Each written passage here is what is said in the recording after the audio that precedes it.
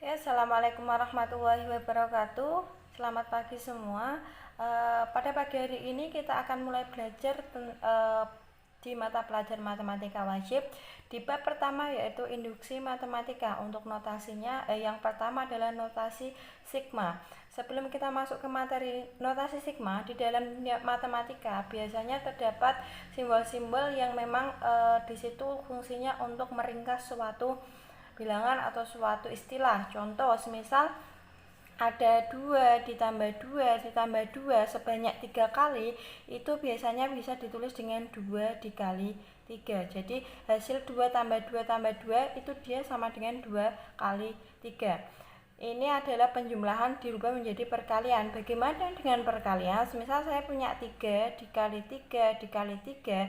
Di matematika juga tidak terus ditulis seperti ini, tapi langsung 3 dikali pangkat 3. 3 dipangkatkan 3. Ini hasilnya sama. Lah bagaimana ketika kasusnya di sini yang penjumlahan atau deret berurutnya itu adalah suatu deret aritmatika. Deret aritmatika ini sudah kalian pelajari di SMP maupun MTS. Misal saya punya angka 2 ditambah 4 ditambah 6 ditambah 8 dan sampai ditambah tak hingga, sehingga rasionya atau bedanya di sini adalah 2. Lah bagaimana cara untuk menuliskan istilah ini agar menjadi singkat sama seperti yang contoh 1 ini dan contoh 2. Lah untuk istilah ini kita akan pelajari yang namanya sigma. Oke, langsung saja untuk pengertian sigma. Sigma adalah suatu penjumlahan beruntun, di mana penjumlahan beruntunnya tadi itu tidak sama, angkanya itu tidak sama, jadi 2 tidak harus 2 terus, tapi ada rasio atau bedanya, di mana suatu penjumlahan beruntun dapat dituliskan lambang dari sigma adalah ini.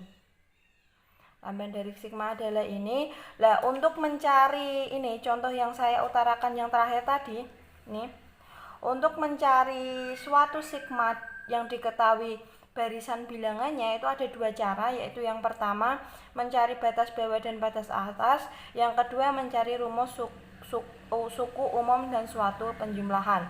Secara umum notasi sigma itu adalah U1.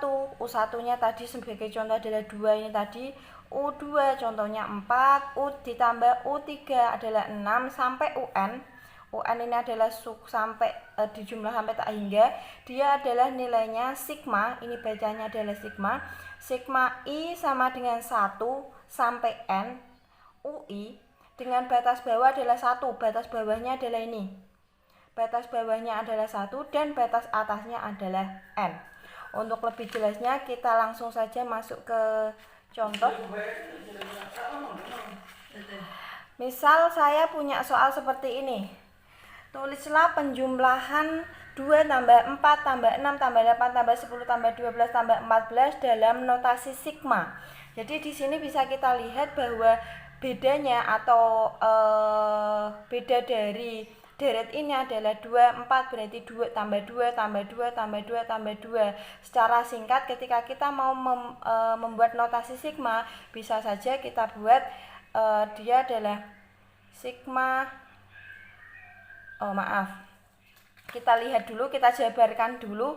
U1 adalah 2 didapatkan dari 2 kali 1. U2 adalah 4, U2-nya adalah ini, 4 didapatkan dari 2 kali 2 sampai dengan U7 ini bisa bernilai 14.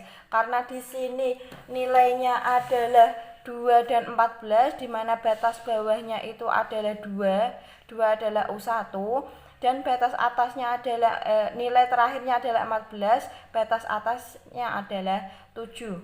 Sehingga didapatkan notasi sigma dari deret ini adalah sigma I sama dengan 1. Kenapa 1? Karena di sini tadi dimulai dari U1 sampai dengan 7. Ini batas atasnya adalah 7 karena 14 itu bernilai di U7 sama dengan 2I. 2I karena apa? Ketika U1 kalikan 2 hasilnya 2. U2 kalikan 2 hasilnya 4. Jadi U dikali I. Itu untuk contoh yang deret menjadi sigma. Sekarang contoh yang kedua, ketika saya punya soal, nyatakan sigma I sama dengan 1 sampai 5 3I plus 2 ke dalam bentuk penjumlahan biasa. Jadi kalau tadi itu dalam bentuk deret menjadi sigma, kalau sekarang dari sigma menjadi penjumlahan. Di sini misal soalnya ini kita tulis sigma I sama dengan 1 5 3I plus 2. Kita ingat kembali pengertian sigma adalah jumlah dari bilangan yang beruntun. Lah bilangan yang beruntun bisa ada seperti ini, itu maksudnya apa? I-nya ini yang ada di sini karena di sini I dimulai dari 1 dan 5. I di sini diganti mulai dari 1 sampai 5. Langsung saja yang pertama 3, I-nya diganti 1 karena batas bawahnya 1. 3 kali 1 plus 2. Yang kedua karena sigma penjumlahan tambah 3 dikali I-nya diganti lagi, bukan 1 lagi tapi beruntun. Dikali 2 karena ini tetap 2 tambah 2. Tambah lagi 3 kali 3 plus 2 ditambah lagi 3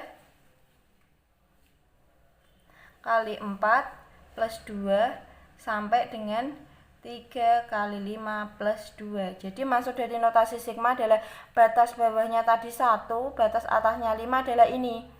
I-nya itu diganti mulai dari 1, 2, 3, 4, 5. Semisal di sini I-nya 1, kok batas atasnya itu 3, berarti cukup sampai sini saja. I-nya hanya diganti sampai 3. Tapi kalau di sini sampai 10, berarti kalian harus mengurutkan atau menuliskan jejer sampai 10. Oke, kita hitung. Ingat untuk aturan perkalian dan penjumlahan secara campur dihitung perkaliannya dulu. 3 kali 1 3 tambah 2 5 ditambah 6 8 ditambah 9 11 ditambah 14 ditambah 17. Nanti hasilnya bisa kalian hitung sendiri. Nah, jadi hasil dari notasi sigma ini adalah ini. Oke, setelah itu sudah, kita lanjut untuk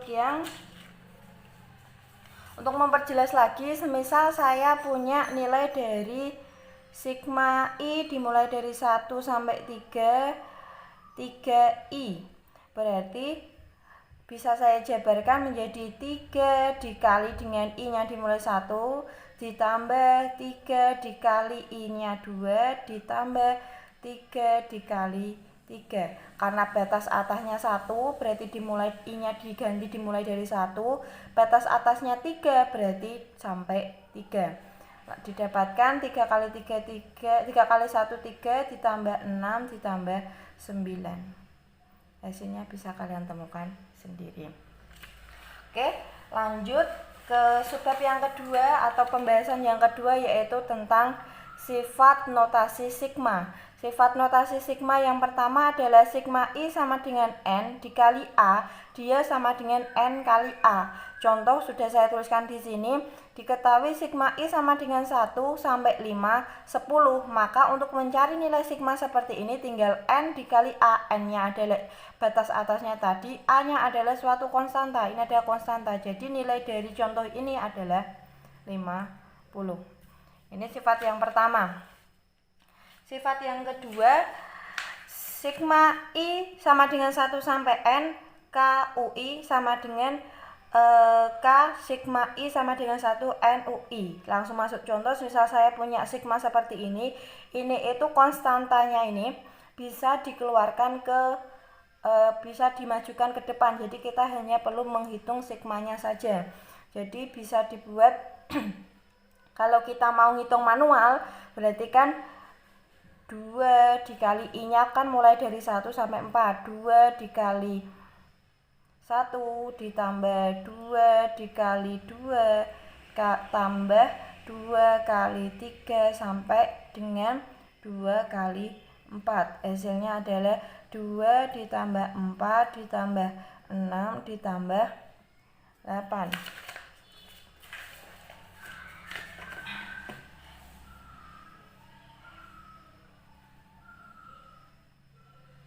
hasilnya adalah 30.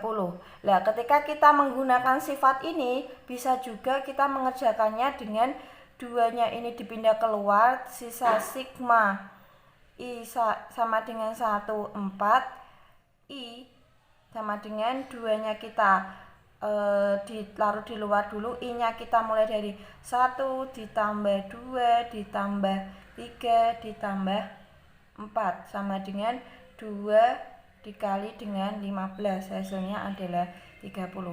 Jadi ketika ada konstanta seperti ini, boleh kalian mengerjakan seperti ini, boleh juga kalian keluarkan seperti ini, lebih simpel. Itu untuk sifat yang kedua. Untuk sifat yang ketiga, sigma I sama dengan 1 sampai N, UI ditambah VI, itu dia sama dengan ini plus minus, ini artinya bisa berlaku untuk penjumlahan, bisa berlaku untuk pengurangan, bisa diuraikan seperti ini. Contoh, langsung saja masuk ke contoh. Saya punya sigma I sama dengan 1 sampai 3, I kuadrat plus 2I. Itu bisa kita jabarkan atau kita tulis dengan sigma I sama dengan 1 sampai 3, I kuadrat ditambah dengan sigma I sama dengan 1 sampai 3, 2I. Jadi kalau untuk untuk seperti ini langsung bisa kita kerjakan satu persatu atau sama kayak yang atas tadi pengerjaannya. Di sini sifatnya hanya kalau ada penjumlahan atau pengurangan bisa diuraikan seperti ini. Akan berlaku juga untuk pengurangan. Nanti pengurangan langsung kalian tulis saja, ini diganti dengan pengurangan. Lanjut, sifat yang ketiga, ini untuk akar kuadrat. Misal diketahui sigma I, ini untuk sifatnya, sigma I dimulai dari 1 sampai 3, I plus 2 kuadrat. Untuk menjabarkan ini, ingat sifat dari A plus B kuadrat, nilainya adalah A kuadrat ditambah dengan 2AB ditambah dengan B kuadrat. Ini sudah kalian pelajari di kelas 10 dulu, juga pernah ada, di SMP juga pernah ada. Berlaku juga untuk sifat sigma, kita jabarkan menjadi sigma I sama dengan 1 sampai 3, berarti ini adalah 1I kuadrat ditambah sigma I sama dengan 1 sampai 3, itu adalah 2, maaf di sini karena 2, karena ini kan 2AB, 2-nya langsung kita keluarkan saja, 2 kali U kali V, berarti 2 kali I, ditambah sigma dari I sama dengan 1 sampai 3 adalah 2 kuadrat. Jadi bisa kita hitung, I sama dengan 1, 3 I kuadrat ditambah sigma I sama dengan 1, 3, 2I ditambah sigma I sama dengan 1, 4. Kalau sudah seperti ini, kita hitung seperti yang ada di atas. Lanjut, sifat yang ke-5. Di sini diketahui ada suatu penjumlahan di mana sigma I sama dengan 1 sampai MUI ditambah dengan sigma yang batas bawahnya itu adalah M tambah 1. Langsung saja masuk ke contoh ya. Di sini yang pertama, I sama dengan 1 dengan batas atas 3, I kuadrat ditambah batas bawahnya adalah ini ditambah 1, 4, 7 I kuadrat. Cara pengerjaannya atau hasilnya bisa langsung, yaitu sigma I sama dengan 1 sampai 3 I kuadrat. Jadi hanya perlu menghitung ini, tidak perlu menghitung 2 kali. Terus lanjut, sifat yang berikutnya, sigma di sini adalah ketika kita ingin merubah batas atas maupun batas bawahnya. Ya, saya punya sigma I sama dengan 2, 5, 3I plus 2I. Saya pengen batas bawahnya ini adalah dia berubah 1. Maka agar berubah 1, jadi I-nya sama dengan 2 min 1 biar nanti batas bawahnya 1. Ketika batas bawahnya kita kurangkan dengan 1, otomatis batas atasnya juga dikurangkan dengan 1. Nah, untuk angkanya ini karena di sini dikurangkan 1, jadi I-nya di sini ditambah dengan I ditambah dengan 1. Dari mana? Karena ini kita kurangkan, jadi kebalikannya ini kita jumlahkan. Ditambah 2 kali I plus 1. Kita selesaikan. I sama dengan 2 min 1, 1. 5 dikurangi 1, 4. Kita kalikan distributif. 3I plus 3 ditambah, ini juga sama, 2I plus 2. Sama dengan sigma I sama dengan 1, 4 adalah 3I tambah 2I, 5I plus 5. Jadi bentuk seperti ini bisa dibuat menjadi seperti ini dengan merubah batas bawah dan batas atasnya, tapi nilainya ini tetap sama. Sekian untuk materi notasi sigma. Apabila ada yang ditanyakan silakan komen di Google Classroom. Assalamualaikum warahmatullahi wabarakatuh.